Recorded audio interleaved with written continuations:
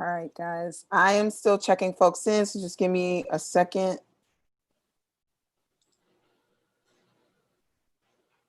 Am I still? I am still checking folks in, so just give me a second.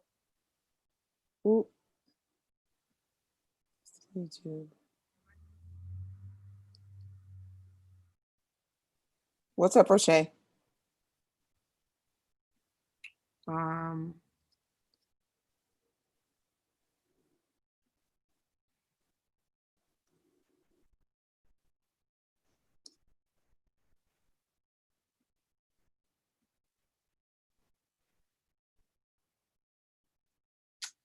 I'm trying to. Oh,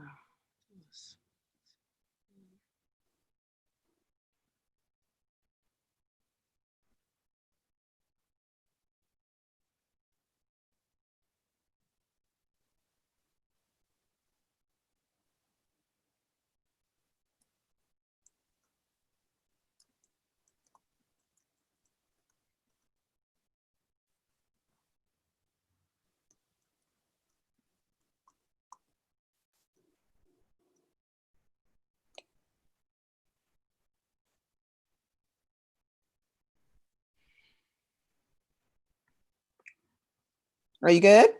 yes, I am. Okay. Great. All right. So, hello, everybody, and welcome to our second session. Today, we're going to be talking about. Well, Rochee, before we get into that, sorry to cut you off. I just wanted to give some housekeeping rules, Yep. for anyone that's coming for the first time, and also read your bio as well. So obviously, welcome today to session 2 of TV Pilot Web Seminar with Rochée Jeffrey. Woo! Happy belated Juneteenth to everybody. Housekeeping rules, like I said, for the Zoom, we are going to be using the hand raised gesture when it's time for the Q&A at 4:30 p.m. So if you're not sure how to do that, look at the bottom bar of your Zoom window. It'll say participants, and then you click on raised hand. If you want to type in your question, you can, but it might fall out of the queue in terms of order, because I'm also going to be managing questions between Zoom and YouTube. If you have any questions while the webinar is going on, you can DM me. I'll try to answer it, or Reggie. But it'll be more helpful for you to contact me directly. Also, cameras required for anyone in the Zoom. You have to put your name on your username. We can't admit anyone where the name says iPhone, Samsung, or anything vague like that. You have to have your name. You have to have your camera on. Okay, and before Rochee gets started, I just want to read her bio real quick for anyone that's coming for the first time. Rochee Jeffrey is a writer, director, performer who hails originally from Jamaica. She's lent her writing talents to several television series, including Showtime's Golden Globe nominated comedy series Smilf and upcoming Hulu series Woke starring Lamorne Morris, and currently a supervising producer on Bigger on BET+. She wrote the award-winning Oscar-qualifying short film Suitable, which is screened at festivals around the world, including the Austin Film Festival and the Palm Springs International Film Festival Shorts Fest. Suitable was a finalist in the American Black Film Festival HBO competition and premiered on HBO in February 2019. Rochee directed the short film Mr. Talented, which screened at the Directors Guild of America and was also nominated for an HBO Short Film Award. In 2017, Rochee was a Film Independent Project Involved Fellow and was recently selected as a 2019 Viacom Emerging Directors Fellow and in 2019 IFP HBO Producers Fellow. Rochee is the writer and producer of Throw It Back and Make It Clap for Trudy Jones, set up with Paul Feig's FICO. The film was also featured on the 2019 hit list. And to give anyone who is coming for the first time a summary of Black Film Space, Black Film Space is a nonprofit 501c3 organization committed to building a community of filmmakers from the African diaspora through skill enhancing and networking events. We are a collective of directors, screenwriters, producers, cinematographers, actors, and other media professionals that want to develop genuine connections and grow with fellow Black creatives. So thank you, Rochee, for giving us a few minutes to do that, and take it away. Awesome. So today's class is pretty cool because we're going to go over story and structure, of course. And we have a guest speaker, Felicia Pride, who I'll introduce. She's going to join us at 1. And so that will be more of like a 30-minute discussion where we'll delve more into some of these topics. But what I will say, for the sake of the class, to kind of get as much as you can out of it, with the structure and the story stuff, again, with everything I'm going to do with these sessions, I want you to remember that this is just surface level. Like there's so much more to learn. And particularly with structure, I don't want it to get too bogged down with like formatting and things like that. I think that's something that you should, kind of supplement whatever you're learning here. But I'm going to give some of the basics, okay?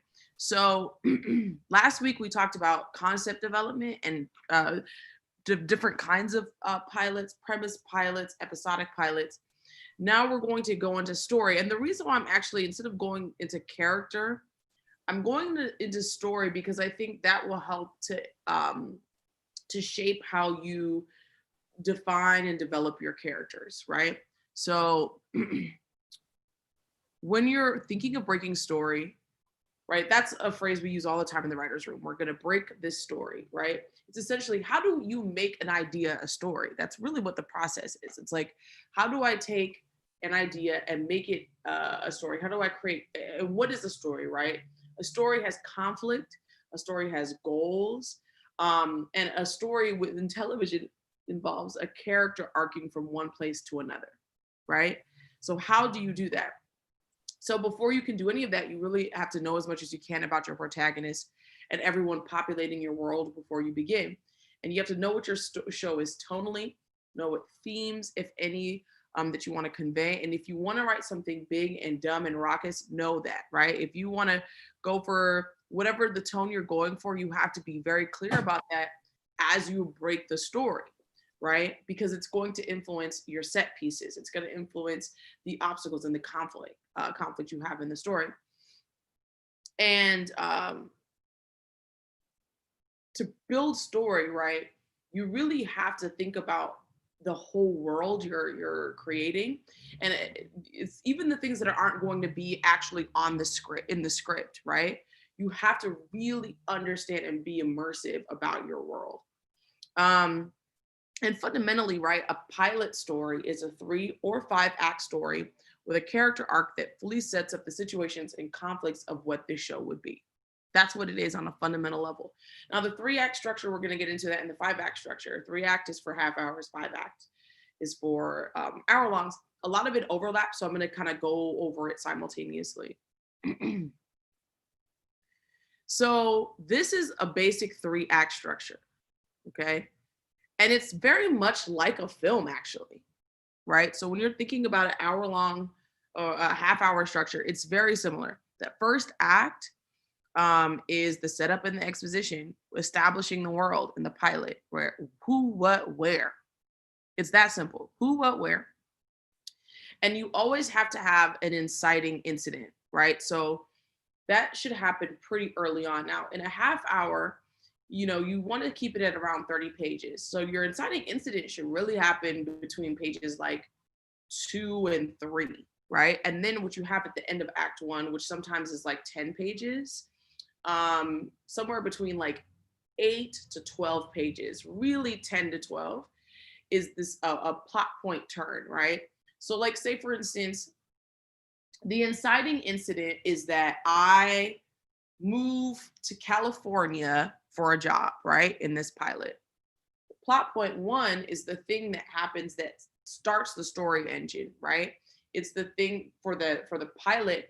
And also, we talked about last week is that the story engine for the pilot should parallel or be essentially the introduction to the story engine for the show, right? So that means that if I move to California and that's my inciting incident, by the end of Act 1, if I get to California and I show up at my job and they're like, we actually don't have a job for you, that's the end of the Act 1. That becomes the storyline for that pilot, and also could speak to the larger kind of story about this person in this series, where they, uprooted their life, and now, everything's a mess, right? So that plot point is really pivotal, because I think it's not just about the plot point for the show. It's about the for the episode that you're writing, for the pilot that you're writing, is that plot point one is about what this show is about. Okay.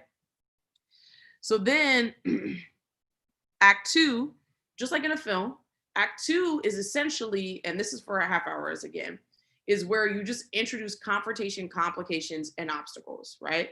So now that I found out at my plot point one that I don't have this job, and then I act two is like, oh, and then I find out that the roommate that I met online is a monster, right?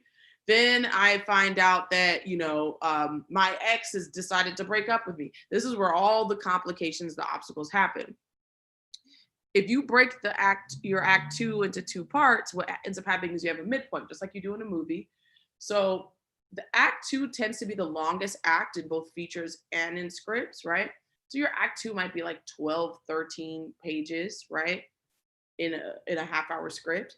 And that's the point where, like, the midpoint is now where everything is flipped upside down, right? Maybe at this midpoint, I find out the reason why I lost the job is because my ex sent nudes to my employer, right? And whatever. So this is the thing that flips the person's whole world upside down, right? And the plot point two is now at the end of the act two, that's their lowest point, right? They have no money, they don't have a job, their roommate's crazy, their ex is stalking them, and now they don't know what to do. And now they have to make a pivotal choice, right? Do they move back to wherever they came from, or do they stay in California and try to make it work? This sounds exactly like a feature, right? It's the exact same structure of a feature, but this is literally what you're doing in a pilot. It's the very same thing, right? Now, that leads us to the third act. The third act is the shortest act, and now this is a resolution. This is where we've learned our lessons, right? And we're going to apply whatever lesson we've learned. This is where all the thematic elements you've layered throughout the half hour come together.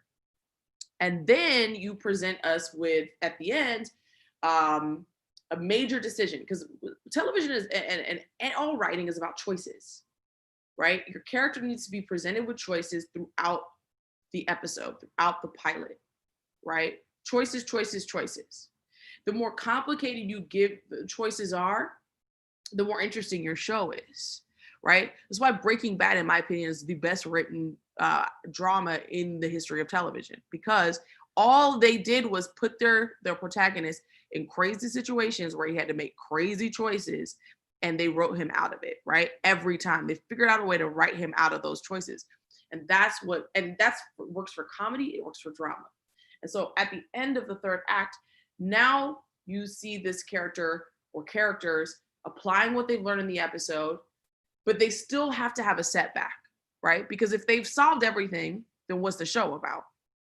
So that's when you introduce a twist, right? And that's something I'm going to get into, and you're going to hear this a lot. Every pilot that is good has a twist. Mad Men's twist is that this whole time, and sorry for spoilers, but y'all should have seen the pilot for Mad Men by now. But what's the twist? He has a family. This whole time we think he's like single and doing his thing. And then you're like, he goes home in the third act and it's like, oh, brother man is married. Every pilot that's good has a twist, right? So that's what comes in the third act. And it sets up questions, issues, and more obstacles and more choices that will not only propel us into the next episode, but for the entire series. That's what you have to do in that third and final act. Now, hour-long structure is very similar, but things are kind of drawn differently. So your act one is very similar to what I just described. You're setting up the stakes, the world, the problems, everything I said applies. Act two and act three are where you're introducing the conflict, right? And at the end of act two, what happens is you take it to another level, right? Now at the end of act two, now whatever the problems are, we ramp it up. And if you notice the chart, it's the action is rising. The more the conflicts are just getting more and more intense. Then you get to the act 3 is where you kind of have your midpoint, where something happens that spins everything upside down, right?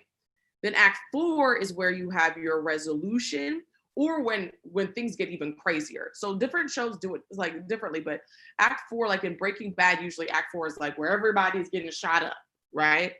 But some shows, act 4 is where it's like, okay, now a light is presented at the end of the tunnel. And then act 5 is like act 3 for half hours, where now you have a resolution. Now the characters have learned their lessons. New questions are being asked, new choices are being made. Now you have to propel us into the rest of the series and into the rest of the episodes, or to the next episode, okay? So it's essentially taking the 3-act structure, just expanding it a little bit. Now let's talk about the cold open and teaser. So in drama pilots, you have teasers. In comedy pilots, you have cold opens. Some scripts don't have them at all, right? But some of the best shows in histories have incredible teasers. Some teasers, for instance, like are flash forwards. Some of them are flashbacks, right? But so let's talk a little bit about it. So in comedy, the cold open is a short, funny scene that gives a sense of what is to come, or is emblematic of the tone of the show to follow. Ignore that typo at the end of that. To the show to follow, right?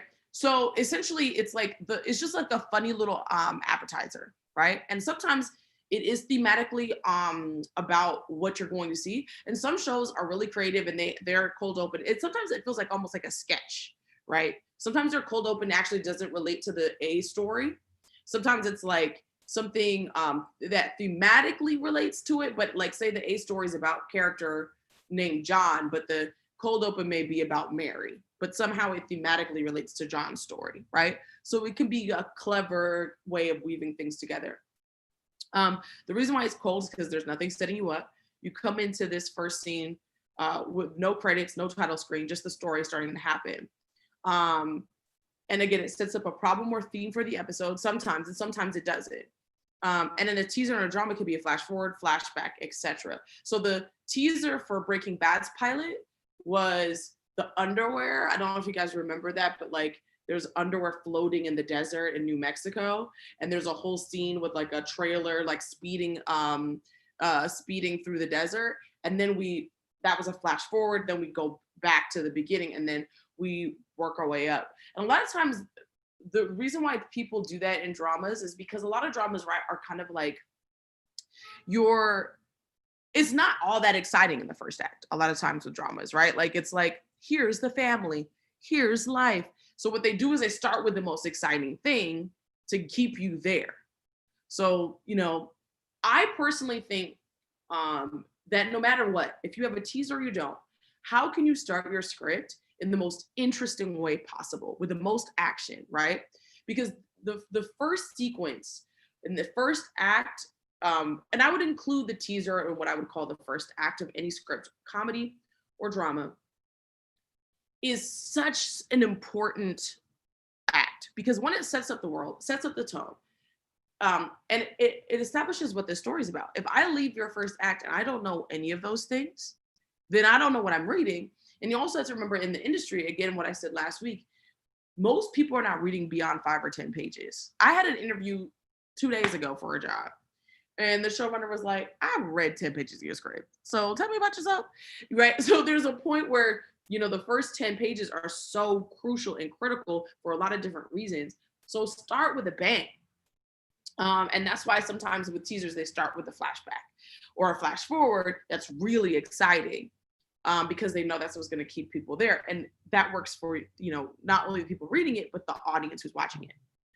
And I personally believe that your teaser must draw on the viewer with dynamic images, a strong sense of place, time, and tone, an expression of the central theme of the series, right? If your show is about like fighting the power, right? Let's just say that's the broadest theme we could possibly have, but say that is what it is. And your teaser is about something basic that has nothing to do with that, that's not helpful to you. Like, it's like, oh, it's about a couple breaking up. But if the show is about fighting the power and you have a character at a coffee shop and something happens and they don't have her coffee or whatever, and she literally launches a sit-in the coffee shop, right? That's a scene that speaks to the theme, right? It also establishes the character. So I also believe that your first act is so crucial in terms of not only establishing what it's about, but like if you are really smart about it and efficient with how you write your first act, you can both establish the themes, establish where we're going with the show, and really create dynamic character introductions so that we get a sense of like who these characters are and what they're all about. And that's what that first act is about. And again, scripts are about energy and propulsion, right? And it's about mystery. Scripts are about mystery, even comedy scripts, right? It's about raising questions, right? So as people are reading your material, I want to know, I want questions to be raised. If every time I turn a page, everything is straightforward and I know what's coming next, whether it's a comedy or a drama, that's not good writing. Good writing is like a question being asked, right? So when you see the underwear floating in the desert, you're asking yourself a question, right? You're like, why is there underwear floating in this desert, right? And then each scene is starting to answer that question, and then also raises new ones, right? The way that your scene construction, the way that the scenes flow, you're answering questions, you're raising new questions, you're creating mystery, and that is the energy that keeps the script flowing, right? Because now I have to turn the page. Oh, so why did he say that to his wife? Cool. Okay. Last week we talked about Ozark. That pilot does an incredible job of raising questions. The first scene is a flash forward, right? And you see Bird packing his car with money. We're like, who is this basic living white man with all this money in his car and in the middle of nowhere, right? That's a question. That's a mystery, right? Then the rest of it is the first act does so much work, right? That first act, so that was the teaser. The first act is him sitting in an office talking to a potential client, right? But as he's talking to the potential client, it's a great character moment that also raises great questions and establishes the world. One, we learn he works in the financial industry, right? Then two, we learn that he's kind of blasé about his job. He doesn't even try hard to recruit these two people to work for, to be his clients, right? But then he's watching what looks like porn on his computer. So that's a character moment, right? So now we're learning about this guy. This is weird. Why is he doing that while he's interviewing this couple? But then at the same time, it raises questions, right? Now we have questions. Who is this guy, right? Why is he watching this video? Then you get to the next scene, you get to him at home and you realize, oh shit, that wasn't porn he was watching. That was his wife having an affair with someone else, right? Now that raises more questions, right? So questions are being answered, questions are being raised, right? That is what you want to do throughout the script, but in the teaser, that's your opportunity to raise some good questions, okay? Now, The Good Wife. I think The Good Wife is one of the best shows ever on television. And it's one of the best procedurals ever done. Very well written. And in The Good Wife teaser, we open on the image, again, strong images, because what you're writing it's a visual medium, right? We open on the image of a husband and wife's hands joined, right? In a tracking shot, we follow their hands as they enter a room filled with the news photographers. Their hands separate as flash bulbs explode, leading us to a press conference where the husband defends allegations of impropriety and the wife bristles at the thought of the affair. The teaser ends with the wife slapping the husband and walking away from him. The partnership has dissolved and she is now utterly done. What does she do now? How will she start over, right? Beautiful teaser. And you do this, and this is like a 2 to 3 page teaser. This teaser set up not only it raises so many questions, right? There's so many questions being raised in this teaser, right? But it also not only set up the pilot, but it set up the show. This is the show. This teaser is at the center of what this show is about, right? And that's what a good teaser does. Okay, so now act one. Again, you're setting up your protagonist. You're setting up their central need. And it has to be the most important piece of business in your first act, okay? It's about efficiency, right? So the central need is what is, again, by the end of the first act, I need to know what this show is about. If I leave the first 10 pages and I'm like, so what is this show about? Right? Like that is a huge problem. A lot of times I think earlier as we're developing as writers, we do a lot of what I said earlier could backfire, right? Because it is important to raise questions. It is important to have mystery. But a lot of times there's too many questions and too much mystery, right? You have to find a way to strike that balance where you're raising questions, but I'm like, so what? Why are they here? Like there's you have to answer some of those questions along the way, right? Too much mystery leads to confusion. And the thing is, the mistake a lot of people make is, and I do this too, and I'm still working on that. I have something so juicy for you guys when you get to Act 5. Oh, it's so juicy, but I don't care, right? Because if you don't set up an Act 1 that's strong enough, I'm never gonna get to Act 5. A lot of times, actually, and this is the part where it tests your skill, is you should actually move up that thing you're waiting to reveal in Act 5. Sometimes you should reveal it in Act 1 or 2, right? Moving it up. And that will also test if whether or not you actually have story. Because a lot of times what ends up happening is the thing you think is so great and you're going to reveal in Act 5 or 4 is not really enough to propel a whole series. And so if you move it up to Act 1 or 2, it will test whether or not you have story to tell. Does that make sense? Like, it's like you have to sometimes move up the most interesting thing and see, okay, can we continue to tell the story? And will there be more episodes to come after this? So move it up and challenge yourself sometimes, right? Again, your opening sequence, your world, your characters, your central conflict. If I leave this first act and I don't know what the central conflict is, that is a problem. Who are these people going up against? Who is your main character going up against? What is the problem that they're going to face? And also introducing what the antagonist is. We don't necessarily have to meet the antagonist, right? The antagonist can be presented in an abstract way, but I have to know who is A going up against? Who's character A going up against? Okay. And again, compelling character introduction scenes. And that is something you will learn with time and with practice. How can you be efficient with your scenes? How can you layer in really interesting character introductions and the problem in the same scene, right? How do I create a scene where, oh, this character is really dynamic and interesting, and here's also their problem, right? But a lot of times what happens in our earlier stages of our development as writers is we'll have a whole scene that's popping with character development. But what happens, right? The scene is so cool, love it, that's great. She shoots him after she had sex with him. But what is the show about, right? So you want to make sure that like you're being efficient in this act too. And then at the end of the first act, there will be a turning point, often referred to as the call to action. In TV, it's often referred to as a complication. So again, move to California is my inciting incident. Page 2, 3, maybe 1, right? By the end of that first act, I lose my job when I get to California. That is a complication, right? You never, and the same thing in features, you never want to make things easy for your characters.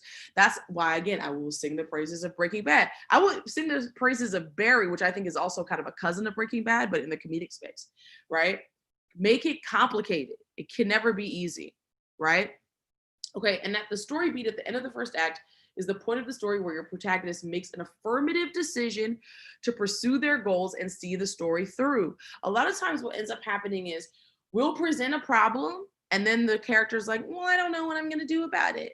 I don't care. Nobody wants to read somebody who doesn't know what they want to do about something for 50 pages, right? And then what we'll do is we'll make the Act 5 like, Now they decide to care, but you wasted 45 pages of a character not knowing what they want to do, right? I think sometimes it's not, I think the fact is it's a lot better to have a character make a decision early on, right? And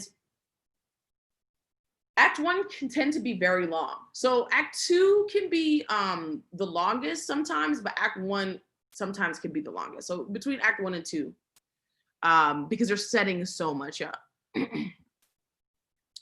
Now, Act 2. In the second act, your protagonist attempts to solve the central conflict, but obstacles and your antagonist get in the way.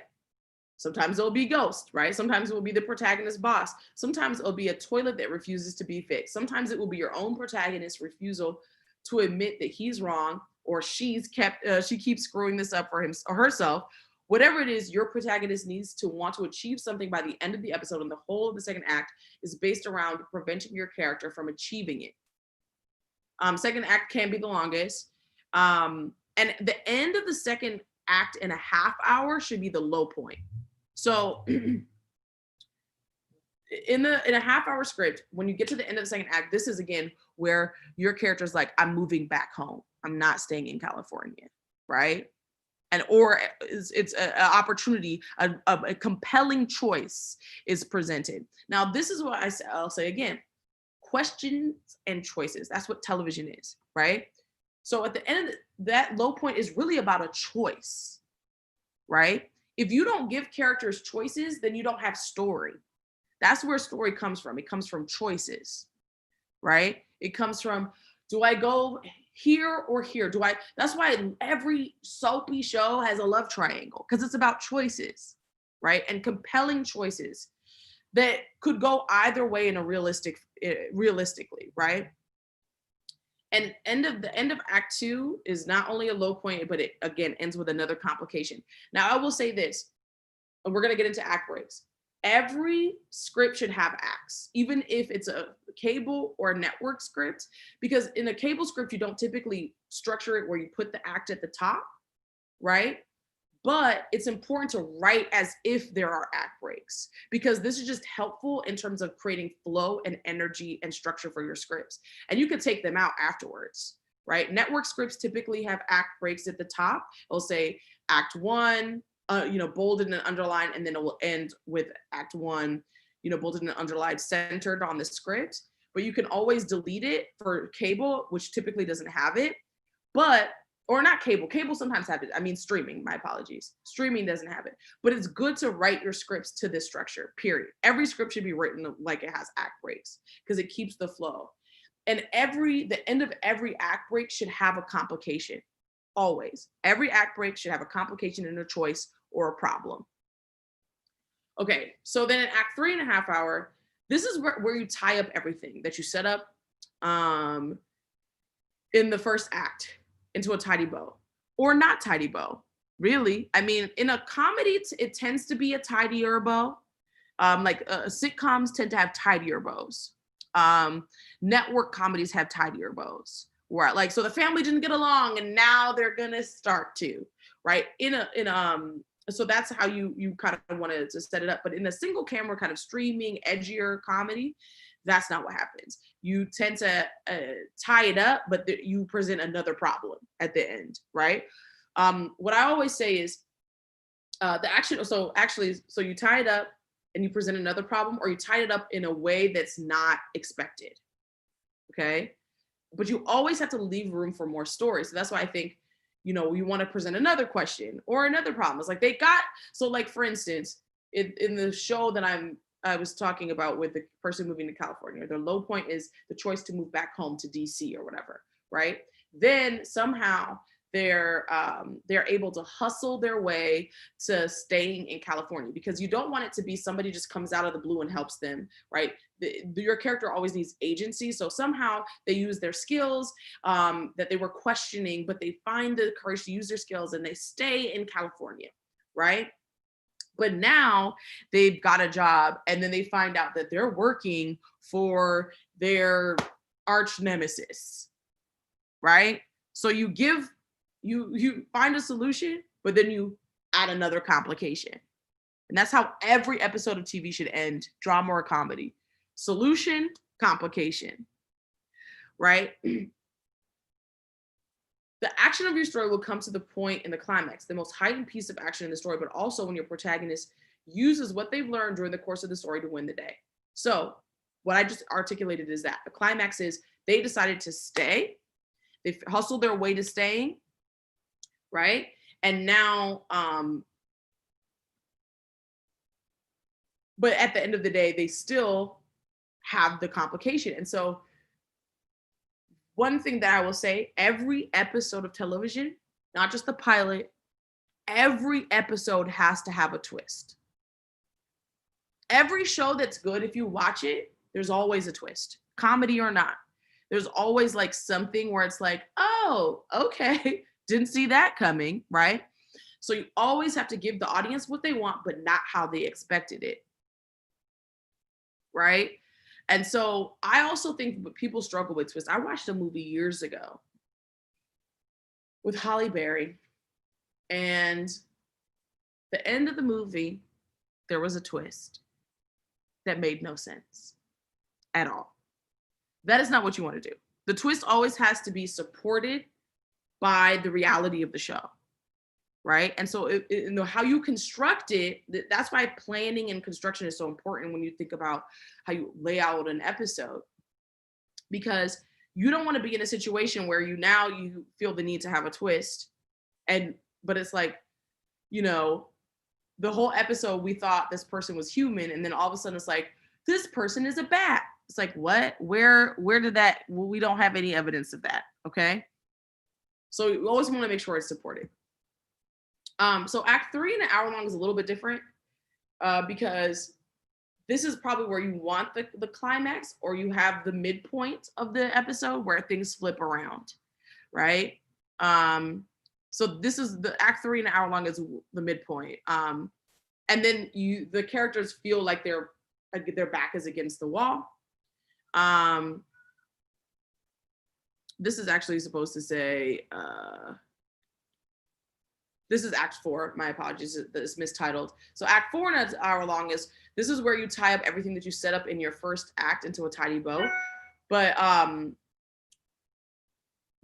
so essentially it's just taking what happens in Act 3 in a comedy is what happens in Act 4 in a drama.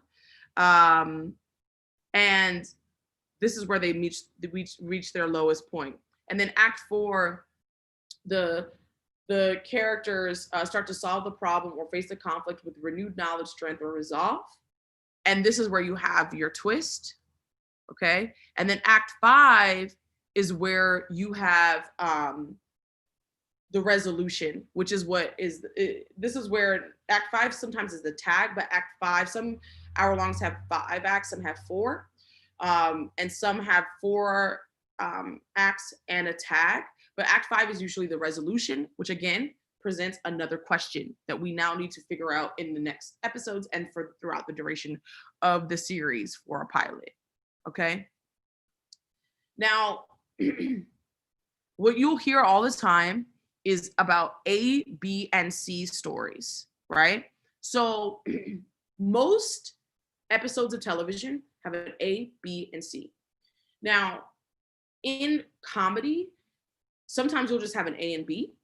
Sometimes you'll have an A and B, and then a C, which is actually a runner, which is like a little jokey joke. Like, oh, they're 2 characters are having trouble buying a car at a car dealership. And so it's like small scenes that we just follow throughout the episode. With pilots, dramas almost always need an A, B, and C. A drama is going to always have an A, B, and C story. But comedy sometimes only has an A. Okay? So the A story is the main story, right? That's the story that's going to get the most, you're going to have the most cards for if you're outlining, the most beats for, and it usually involves your main character. B is a secondary story that can sometimes relate to the A, but oftentimes is independent of the A story, but still in the world, right? It should always like feel like it's related to what's going on with the A, but it could be its own separate story. So you could have an A story about a wife who is trying to become president of her company, right? And then the B story is about her husband who feels like his wife has neglected him for her pursuits, and he's starting to have an affair. And then the C story could be about their kids, right? And so as you're breaking the story, you're cutting between these stories, and they should be broken separately, right? Like you break them separately and then look at how, where the overlaps are, but they should all speak to the same thing, right? What I just said to you all speaks to the general same thematic, tonal umbrella, right? So the A story is the main plot of your episode. For the most part, your protagonist will get this story. So your lead is the A story, right? And your A story should always be serviced, meaning that when you're writing an episode, a pilot, you have to really articulate what is this A story, because your A story is going to define your show. So really understanding, like, this is the A story that defines the series. These are the problems that are being presented that defines the series. The B story is a concurrent subplot featuring supporting character or characters as a way to service them and also give you something to cut away to between your main story beats. Right? And again, you might have a small C story or a runner to service another character. And sometimes some shows will do something really clever where, like, you don't think the C story relates to the A or B, and then you find out at the end that it does. Like some shows you're like, well, who cares about this random man? And then it ends up being like that random man is blah, blah, blah, A story's father, right? So that's sometimes how it works. And then when you're weaving these stories together in your outline, in the way you have to weave it together in a way that builds forward momentum. Okay. So what I mean by that is, if, again, scripts are about energy and propulsion, you're moving things forward. So the A story, as you're breaking your story, you have to be thinking about, like, how does everything move forward? But then you also want to think about, like, okay, my B and my C, is it slowing down momentum for the A story? Right? You don't want your A story to be popping and cracking, and then B story is like, okay, ambient, right? So you need to think about, like, how you can move the A story forward and have that crack, and B story needs to be cracking and popping too. And maybe, like, the C story is a different kind of tonal moment, or like it's a different kind of energy, but because it speaks to the A story in a really compelling way, it can keep the energy moving. So if A story is like, oh, the woman wants to be president of this company, and then she does some crazy shit and, like, you know, kills somebody to get the position, and then your B story is like her daughter dancing, like, at school, like, that may slow it down. But if you can find a way to make that relate back to the A story in a compelling way, right, it can help the energy of your pilot. Okay, so what's an act break? So we've been talking about acts, and at the end of each act, you are called act breaks, and you should be writing to act breaks always, even if you're not going to be using the acts in your final submission or the final script. Always writing to act breaks. What that helps you to do is to write, again, to propel your script, to have energy, and to also keep the audience coming back. That's essentially what acts are. Acts are where the commercial breaks come in a television series traditionally. Now with streaming, you don't have necessarily commercial breaks, but you want to keep the audience engaged. And so writing the act breaks helps you to keep the script popping and sizzling, okay? And it also helps you to come up with story. Because when I'm in a room and we're breaking a story, right, we have to think about, okay, if at the end of the second act, there has to be a complication. So we need to figure out a way to add a complication in here that makes sense, right? So it helps you to break the story. Act breaks. Now here's something I learned from, forgot his name, but it's a former showrunner of Walking Dead. And he said he was reading a sample from a writer, decided whether or not to hire them. And then, but her act breaks never related back to the A story.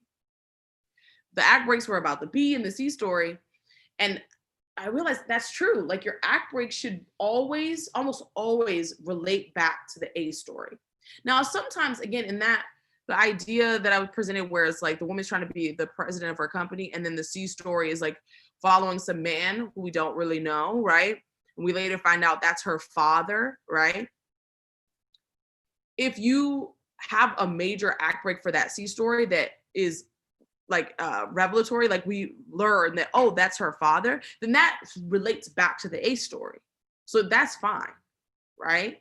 But if the C story is like her daughter trying to go to a dance recital, right? And you end on, will she get on to the dance recital at the end of the act break?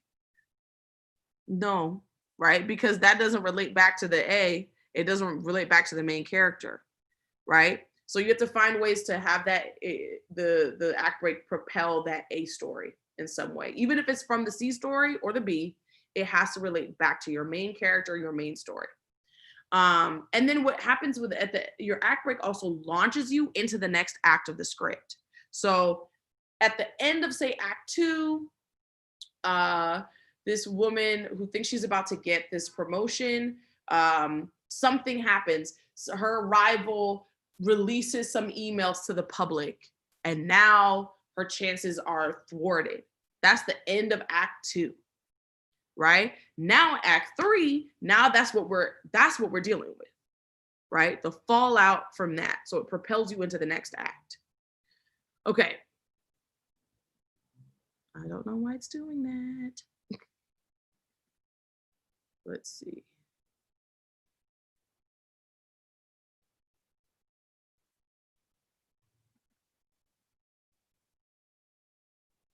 Hold on.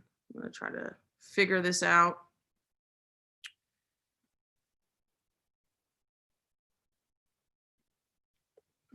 Let's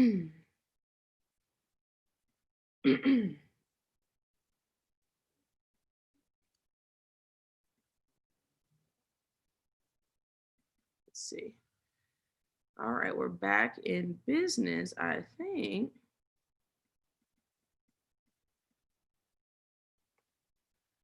Okay, great. All right, so this is kind of the page. This is where you should think about where certain things should be page count wise. Now, when you're thinking about comedy, act 1 and act 2 and act 3 is where you should be thinking, right? So this works for comedy and drama. So your script in a comedy would end at around 30 to 32, somewhere in there, right? Really, actually 27 to 32. And then with a drama, this is how it all would fall. And so, yeah, a drama script, right, is going to be network sometimes is like 42, like Empire. If you look at Empire scripts, they're around there. And then you go to 52. I tell people don't write 60 or 70 pages unless you are Shonda Rhimes. Nobody wants to read a 60-page pilot from anyone except for a legend. It is a lot to read, and it's you're not doing yourself any favors. Like, keep it short and sweet, 52 to 55 pages max. And then I'm gonna give you an example of like the A-B story breakdown. This is from Dead to Me, right? Is anybody's? I'm don't know why I'm asking questions. It's not like you guys are unmuted, but if you've read Dead to Me or watched Dead to Me, either way, this you can see how this works, right? So in the Dead to Me's pilot, there's an A and a B and a C story, right? So in the A story, Jen befriends Judy. B story, Jen, Charlie, and Henry. Jen is trying to navigate her family through this. There's a B story with Jen is trying to navigate her family through this terrible loss. The C story is Jen and Steve. Jen learns that Judy's fiance, Steve, is still alive and becomes his real estate agent. Okay.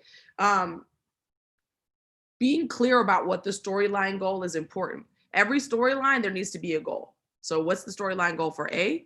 What's the storyline goal for B? And what's the storyline goal for C? So for the A story, Jen wants to befriend Judy because she's lonely. Judy wants to befriend Jen. We later find out it's to try to right a wrong and assuage her guilt, right? B story, Jen wants to take care of her kids, right? C story, Jen wants to secure Steve as a new client. So if you notice, what does this do automatically?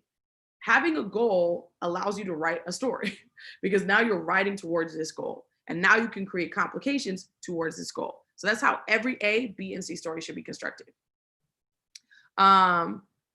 So the backstory, right? Knowing what preceded this in the pilot, like what has brought us to this moment is important. So for the A story, Jen's husband has recently passed away after a fatal hit and run accident. Judy was the driver who hit him and is plagued by this. In the B story, it's been 3 months since Jen's husband was killed in a hit and run accident. Jen's been letting her youngest son, Henry, come to work with her to help him get through this difficult time. In the C story, Judy and Steve broke up after she suffered several miscarriages. Judy moved out of the house and into the assisted living home where she works. Now, what's the inciting incident? In the inciting incident for the A story, Jen meets Judy at the grief support group where Judy gives her her number. In the B story, Jen and her 2 sons, Charlie and Henry, eat another weird casserole from a neighbor. The kids confide in her that they miss their dad, right? So each one of these stories has the storyline goal, inciting incident. And then there's a midpoint escalation, the point where things are spun on their head, right? So for the A story, after talking to Judy on the phone late into the night, Jen finally gets a good night's sleep. They're becoming best friends. The B story, Henry asks Jen if he can go to work with her the next day. She insists that they need to try to get back to normal. But he admits that he's worried about her because he doesn't want her to be alone, right? The C story, Jen drives to Judy's home and is shocked when Steve comes to the door. Jen realizes that Judy lied. Jen gives Steve her business card and Jen warns him that he might want to move. So Judy doesn't know where he lives, right? And then every one of these stories is a low point. And if structurally, when you would put this all together in a script, you might have the B's low point, right? The C low point, and then you end on the A low point. Because, right, the A story is the story that is the most important. So that would be the end of the act break, is that A low point, right? So the low point for the A story is Jen discovers that Judy lied to her when she finds out that Steve is still alive.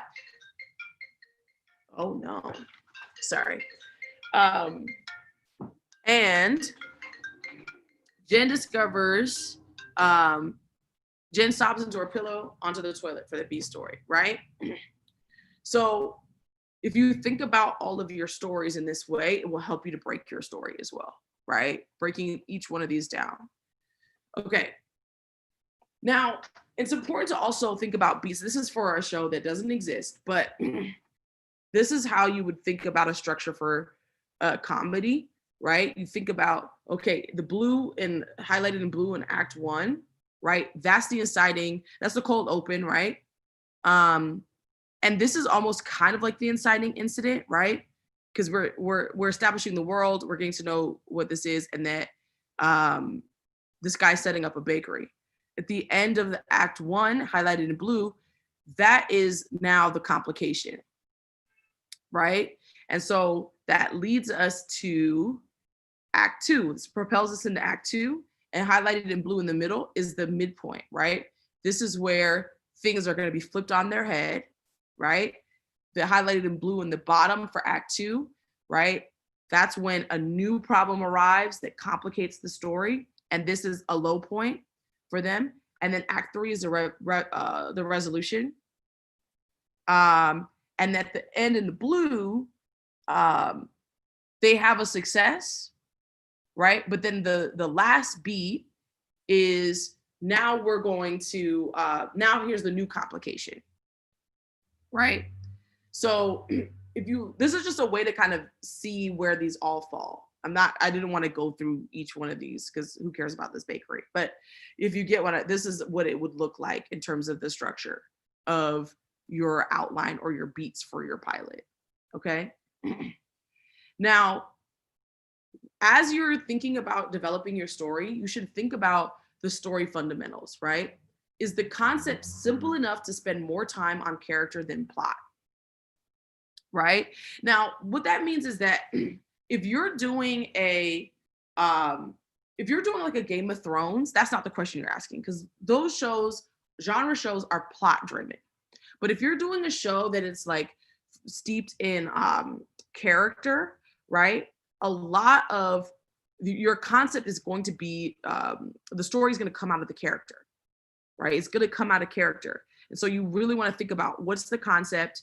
And I don't, when I say simple, I don't mean like boring, right? I think a lot of times people think that means boring. Simple means that you can explain to me in a sentence what the story is about.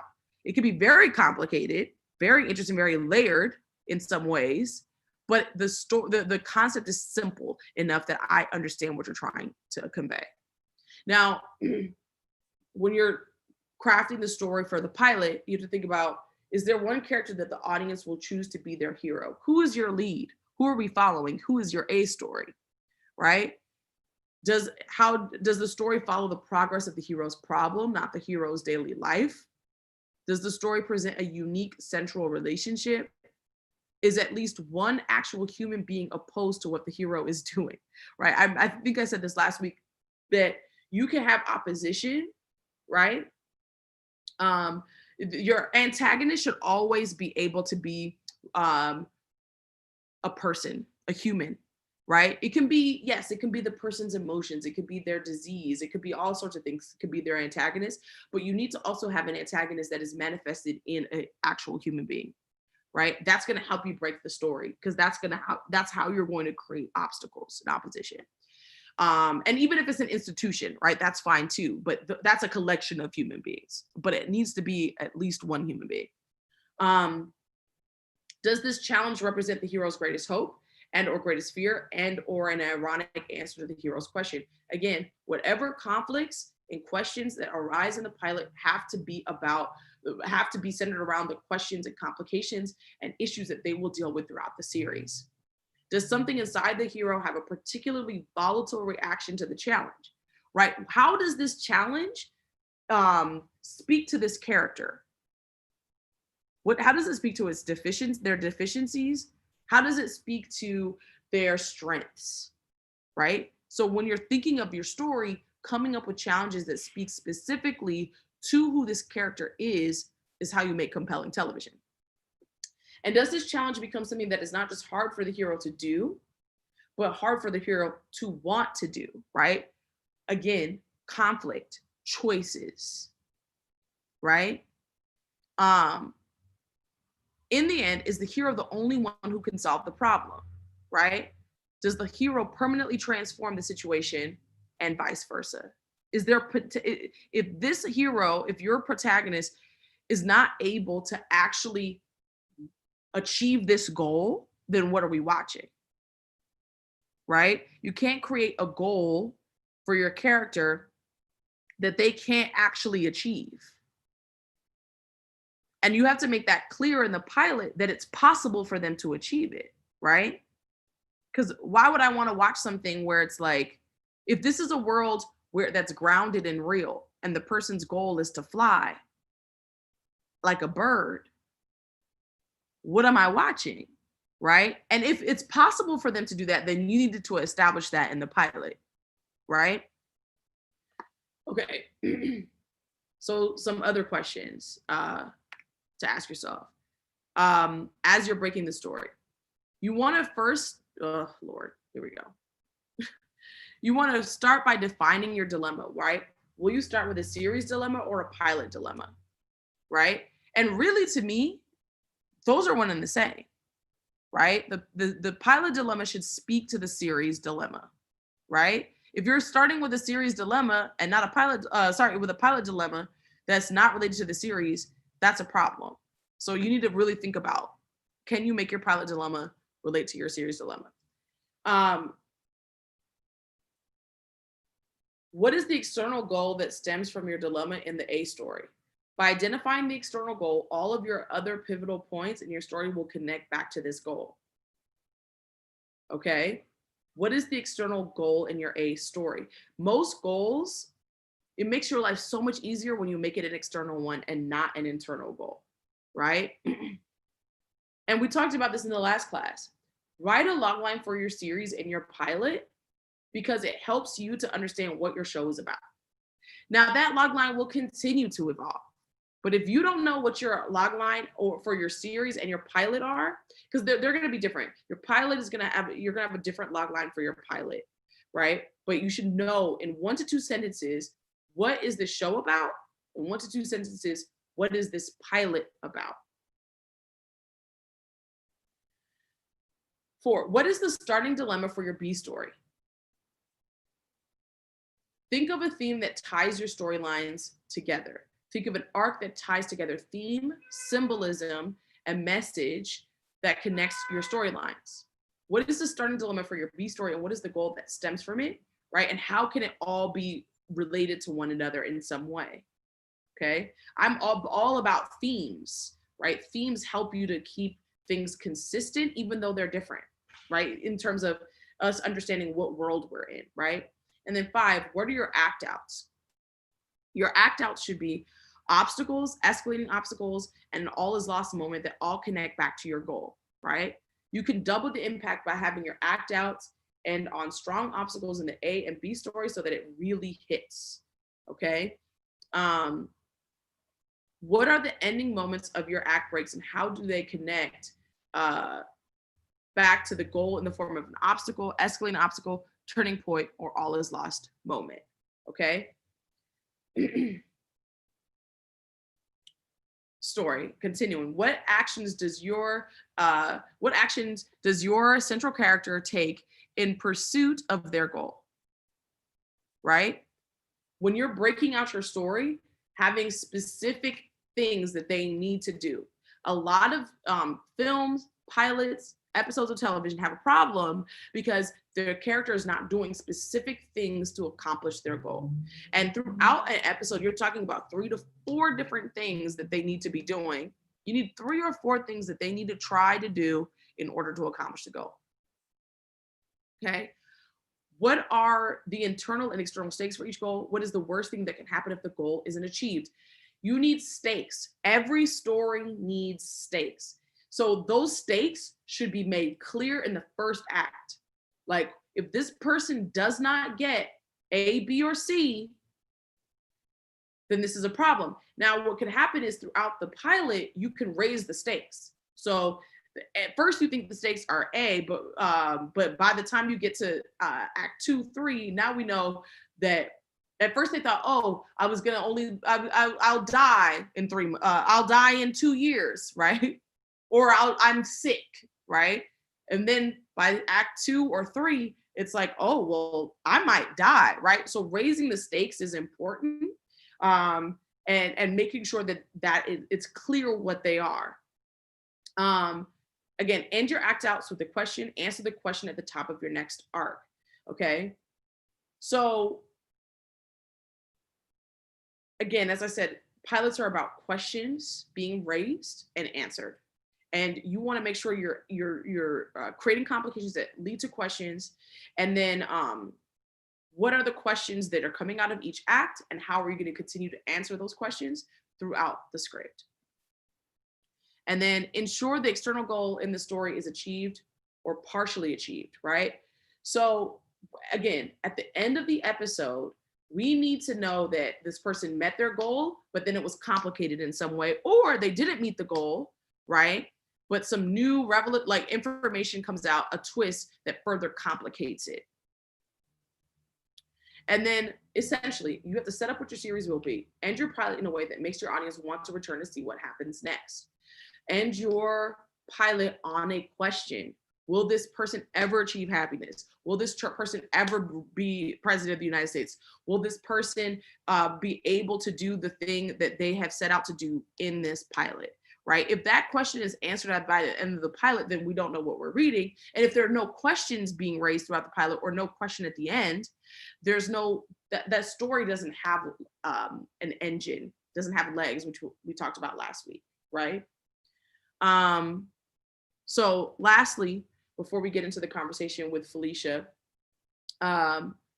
story do's: have questions that need to be answered throughout the pilot and ultimately throughout the series. Have conflict, but it doesn't need to be forced, right? A lot of times there's a tendency to just create layers and layers of just conflict. Sometimes you could have friends, you could have shows where people are actually friends, where husband and wives actually like each other, right? But you have to find ways to have real, honest conflict, right? And complications in the relationship dynamics. Use your scenes wisely to move story along. Use your scenes, again, layer it up, like great character moments, but also like a moment that creates new story, pushing the story along, right? Each scene needs to push the story along. And then lastly, keep us on our toes, right? Like keep the audience on their toes with the story. People should never be ahead of your story. And if they are, maybe it's deliberate, because sometimes you can do that where you have lead people to believe that one thing is going to happen. That's okay. But then you always got to find a way to subvert that. Okay. So is Felicia on? Awesome. So I'm going to stop sharing. And I want to introduce Felicia Pride to the conversation. We're going to have a conversation about story, about structure, and how she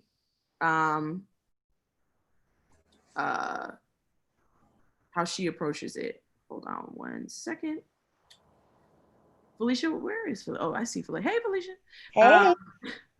So Felicia Pride is one of my besties and also a Baltimore native. She's a film and television writer and director. She was a writer for 2 seasons on Ava DuVernay's Queen Sugar and currently writes for Grey's Anatomy. She sold a drama pilot, a book adaptation to NBC's Universal Cable Productions. She sold the feature Deeper to Universal Pictures, and is the co-writer and executive producer of the film Really Love, produced by Macro, which won a special jury prize at South by. She recently made her directorial debut with Tender, a short film she also wrote, which premiered at Outfest Fusion. Felicia was a film independent screenwriting lab fellow and a graduate of NBC's Writers on the Verge program as a comedy writer. Prior to, she worked as a film distribution executive and impact producer, and is the author of 6 books, including The Message, 100 Life Lessons from Hip Hop's Greatest Songs. Felicia holds an MA in writing from Emerson College and runs the Create Daily, a resource for underrepresented storytellers that she founded in 2012, which you guys should all subscribe to. Felicia is also running for president in the year 2020. So Felicia, I wanted to have you join us in this conversation because I think, you know, you've worked in drama and comedy. And so I think you have a lot to offer about like breaking story. And I hope so, because I was thinking about it. I said, "Ooh, I don't know how to talk about it." I said, "Look at Rochee got bullet points and spreadsheets." I said, "Ooh," but I'm excited. And I just want to thank Reggie and Londe and Black Film Space for all that they do and their amazing work. Thank you so much, and thank you for having me, Rochee, and thank you for having me, Black Film Space. Awesome. So my first question to you is, how do you know where to start a pilot story? Yeah, I think that, you know, what I think about, I don't know if I think about that first, but there's a few things that I think about in developing a pilot, or a few things that I know that I have to accomplish in developing a pilot. And the first is really trying to establish the format of the show within the pilot space. So I know that one of my mandates is like, I have to show producers, studios, networks, what this show is going to look like week to week, right? So if it's a hard-hitting procedural, I need to set up that framework is going to look like. If it is a, you know, character-driven comedy, I still kind of have to set up what that framework looks like. So that's one thing that I'm considering. Another thing that I'm considering is establishing the world, right? So I have to establish the world in a pilot. And I think about world from a macro standpoint, which is typically in my thinking, like location, like where are we based? And then a micro standpoint. So if it's Scandal, it's DC on the macro level. On the micro level, it's like high-hitting politics, crisis management world. So I have to think about that. How am I going to do that as well? And then I also think about establishing the characters, right? Like, who are we going to be following? Establishing our main character and really making that entrance and that first time we meet that character dynamic, as well as the characters' relationships with each other. So those interpersonal dynamics, I have to establish those things. Then I have to establish the pilot story, which is, what the actual pilot's going to be about. And then I have to actually establish that this is indeed a show, so that this is something that has legs. This has an engine, it's going to go from week to week. So when I'm thinking about that, that's kind of what helps me to decide where I'm going to start the story, because those are the things that I'm considering in terms of this is what I need to cover in the pilot. So I want to know, I'm thinking about how much explaining do I want to do in order to meet these 5 things? How much, and thinking about whether this is going to be, I think you talked about this, a premise pilot versus a non-premise pilot. Therefore, do I have to explain what this show is going to be? How much explaining do I have to do? And so when I think about that, I'm trying to get to the good shit as quickly as possible within the framework of covering these 5 things, right? Some shows, some worlds require a little bit more building, they acquire a little bit more exposition. But I'm also trying to see, well, am I explaining too much? Can I reveal some of this information throughout the pilot? Can I reveal some of this information throughout the series? Or the other problem that sometimes I see is that, am I explaining too little so that audiences or people who are reading don't really understand? So it's finding that balance of being able to hit those 5 things that I need to do in a pilot story, but then get into the pilot story as quickly as possible, if that makes sense. Yeah, and to follow up on that, like when you were starting out as a writer, what were some of the mistakes you were making, do you think, in terms of like breaking story? I think What lessons have you learned over the years? Yeah, I think one is that I was breaking stories that were not television shows, right? So I think that's a huge problem, because what happens is a couple of things. One is that you don't have enough story. You don't have enough story for your pilot. And you don't have enough story for what the series is going to be. And so what you're trying to do is break something that does not have an engine. You're trying to break something that will not be able to go from episode to episode to episode. And it's very hard to actually articulate engine when it's not like case of the week. You know what I mean? It's very hard to say, well, what is the engine of, Friends, essentially, or what is the engine of sitcoms, where it's like, oh, we're just going to follow these friends each week. Not a lot of people get that luxury in order to create a show like that. So being able to define the engine, I think, is really, really important, and understanding how to articulate that and how to create an engine. So that was one of the first things that I realized that I was making mistakes on. Another thing I think was structure, like not understanding the need to, one, get into the story quickly, while also, again, establishing those things that I'm talking about in the entire pilot, but also these sort of act breaks that we have to adhere to. The fact that we need to have active characters as part of that as well, I think, is something that I struggled with early on, where it's a lot of things, people talking and nothing's happening. So that's often a sign of not having enough story. So yeah, those are some of the things that I kind of struggled with, the lessons. And so in order to, when you were talking about like, because we're also in a writers group together, and I think sometimes one of the things that I run into, not with just my own work, with a lot of people's work, is just not having enough story. So the question is, how do you determine that? And then 2, how do you remedy that? Yeah. A lot of times one sign of not enough story is repetition, right? So when you find that you have scenes that are doing the same thing, essentially, that's usually a sign that you don't have enough story, because it's just the same thing happening over and over again, which could be the same conversations happening over again, the same plot points happening over again. But that's usually a sign that you don't have enough story. Another sign is that it's too short. Like that. I mean, I know that sounds obvious, but when you're trying to stretch, I think that's also another sign that you don't have enough story. And then also, if things are not happening. So, right. So you have a pilot, you hit the page count, but as you go through your scene analysis and you look from scene to scene and you realize that there is actually nothing happening in this scene, or nothing that's driving the story forward in this scene, that typically also is telling you you don't have enough story. Right. So if you just have I think that's one of the things that I notice when I read pilots by emerging writers is that there's not a lot happening. And in the scenes are not working in service of the pilot. The scenes are not working in terms of pushing the story forward. And so what you have is like either a lot of talking scenes that, again, even if they're providing exposition or not pushing story forward, or you just have really, really passive characters who are not moving the story forward. Yeah. So that's something too, right? Is that your character should be pushing this story. Yes. It's particularly your A story. Yes. So your main character is the one whose their decisions or lack of decisions or whatever those are the consequences that are creating narrative.